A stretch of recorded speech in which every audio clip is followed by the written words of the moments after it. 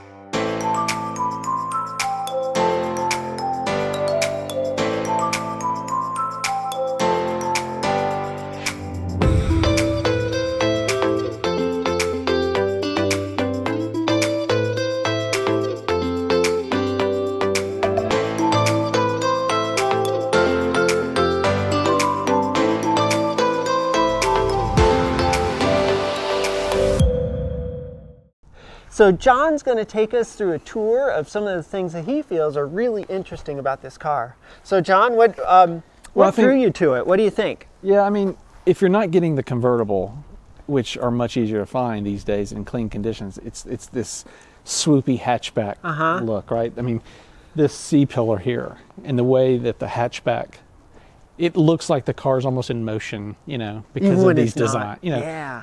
It's a relatively low mile car. It's only got, I picked it up with 69,000. It's got 74 after about a year of use. But yeah, I mean, this is a 3-door hatchback. You had some different variants, right? You had the convertible, the 2-door. You had the 4-door with the sedan. You know, the sedan mode that has the trunk. This is an 88 model. So if we walk around to the front, you can kind of see how they retooled the front end. With these more aerodynamic headlights versus kind of that original flat look that you probably had in yours. Yep, in my car. A really nice, interesting vent here for fresh air. I did put the little yellow amber film on the glass to keep them from getting cracked. Okay, yep. Parts on the car are relatively affordable if you can find them. Some of these exterior pieces are going to be difficult to find, but you know, motor, suspension, brakes. Sure. The parts are very readily available and very affordable. Another thing, if you come from this angle here, you can see how curved the windshield is, which shows you a really nice design cue for this particular car. That you just don't see something that curvy these days. Yeah, most beautiful. Modern cars are very flat windshield. Yeah. I think it says turbo on the car at least 3 places on the exterior. I mean, you get a little turbo badge on the grille. On the we're front? going to make sure from every angle you're going to know this sucker has a turbo in it. I like the fact that you have the European turn signal indicator here. Yes, there. You know, you didn't see in other cars for quite a while. So it's like, okay, this is really interesting. This typically freaks people out because they're expecting me to lift from here. Right. You kind of just this is what's so fun about kind this. of push down a little bit to release the claps, and then instead of pulling up, you're going to let it roll forward and then tilt the clamshell kind of like that. Monstrous hood. I mean, it's a big, when you're going to polish the paint, you're going to spend a lot of time in this area. Yeah, it's a big piece. Yes. And so the engine is off at what, 30 degrees or? Yeah, it's at an angle. I'm not sure the exact angle. It's a 2-liter 4-cylinder. Okay. Longitudinal motor. Sure. Being front-wheel drive, that freaks a lot of people out. You have a chain drop down to a transmission that sits below that then drives the front axle shafts. Yep. So very unorthodox design, but super smooth, not nearly as bad with torque steer. Right. And I don't know, it just has a lot of character to it. It seems to work. And everything's very accessible. This is a 16 valve engine as well. Yep. Another interesting thing is to note that all the fan belts are up here up against the firewall, which is kind of an interesting thing. The engine's kind of, in a sense, in backwards, but that's because of that transfer chain is forward. And also, I believe it helps move the engine back a little bit to help with weighting as well, so the engine's not so far forward. This car has the intercooler on it there. You can see turbo intercooler. My 82 didn't have an intercooler, so that was a nice upgrade on these cars. Yeah, you have oil-cooled turbo. It's a relatively easy car to work on. It is. You got your fluids and things here, totally accessible. I like the fact that in your your combination oil filler and dipstick, it's all in one little thing, right? Yeah, so that's really nice. And so electronic fuel injection as well, right? Yep, electronic fuel injection. You can see that you almost have like these little side firewalls that they have things protected from the engine, you know, whether it's your fluid or power for your windshield or power steering fluid. It's not clogging up the cabin. Yet it's still protected from the engine. Have you ever seen a fuse box that easy to get to? I mean, it's ridiculous, right? It's wonderful, and all the relays are in there. But it's still protected from the engine, and I mean, it's ridiculous. It's just such a neat, thoughtful design. I always thought that was kind of a great feature that they put in these. These engine pins they're going to lay into this channel here, and you roll it back in. It's kind of a elegant design. There we go. You know, the massive hatch, and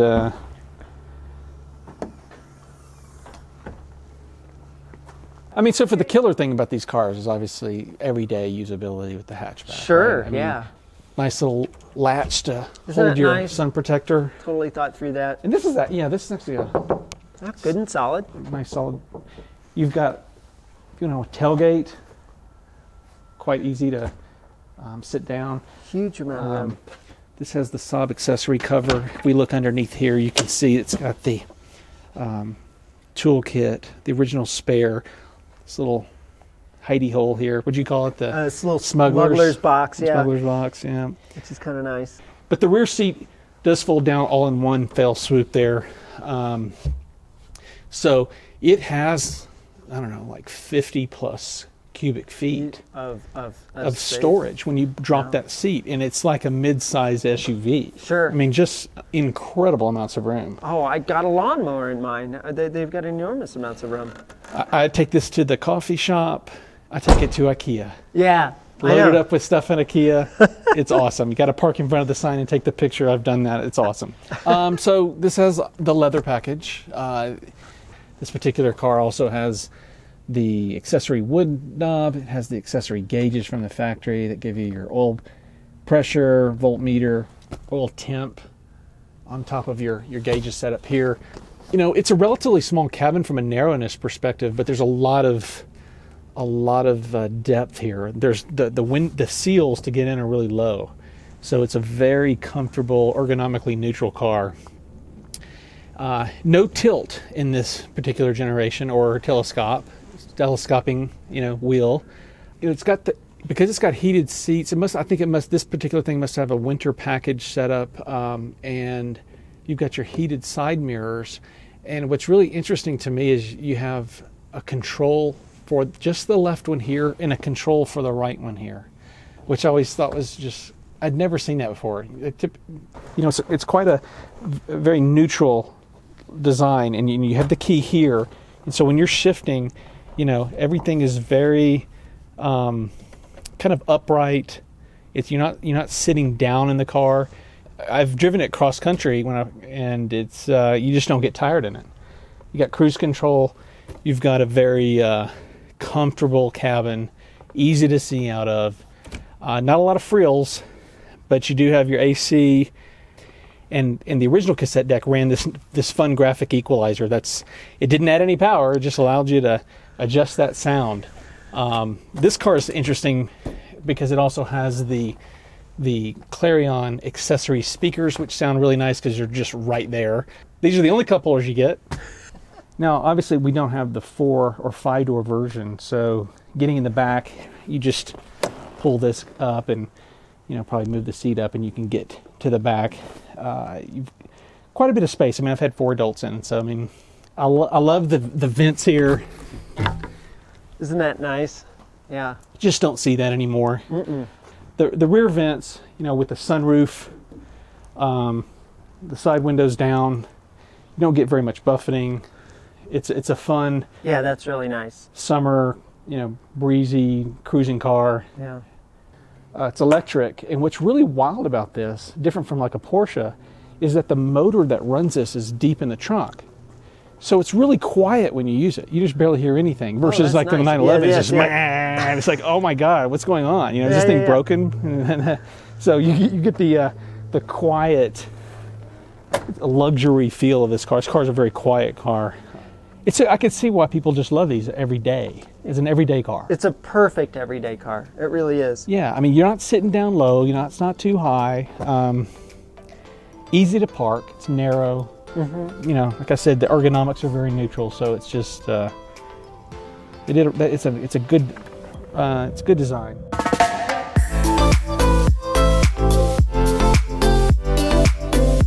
And you know, I this is my first Saab. Yeah.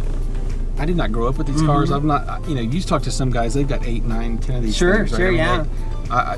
No, I just wanted to experience it. And so I'm learning about its characteristics and its nuances all the time. Well, You know, and this would be a car that you could teach someone to drive a stick on. yes. It's easy enough to drive. Clutch yeah. is easy. Clutch is easy enough to You've drive. got about the most neutral ergonomics you're going to find in a car. The shifting is not difficult, but you have to be you've got to be thoughtful about it. Deliberate. Deliberate, yeah. The second gear synchros on these were weak. I think in '89 they beefed those up, so you don't have. You want the 5-speed in this car. The automatic's a 3-speed. Oh, is it? Okay. Some people swear by yeah. them. They think they're neat. I think you got to get a 5-speed myself, but. Well, it's quiet in here. It's quiet in the cabin. I can hear a little bit of transmission noise, but not that much at all. And certainly in the higher gears, I don't hear much at all.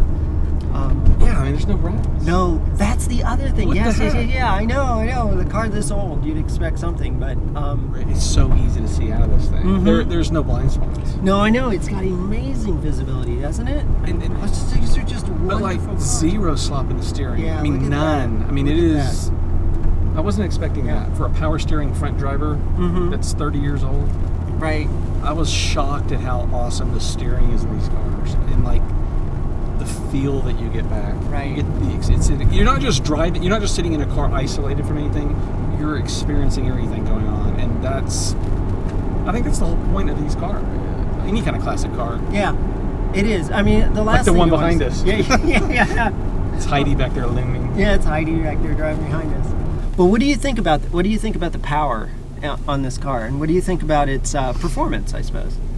Well, you know, you always hear people talk about turbo lag so much, and you know, it has it, but it, you know, when it hits, it's not like, oh my gosh, I'm in a 930 slide into a ditch. It's not Right. anything like that, right? You have 165 some odd horsepower or whatever. You know, I wind it out once the motor's warmed up, and you know, I think because of the way the transmission sits up under the motor, it's chain driven. Right. You reduce a lot of the torque steer that you'd see like in the little old Hondas that I grew up with. It's third gear. Yeah. Third and fourth gear, this Yes. car rocks, right? Yes. So you're looking at third gear, pulls hard in third gear. 45 to 70 is the sweet spot of this car. You know, I did obviously drive it back from, you know, on cruise a lot over the highways, doing 80 to 85. And it did it. The motor's tacked up a lot more than I'd like to see, and may just have to, you know, it's obviously the gearing.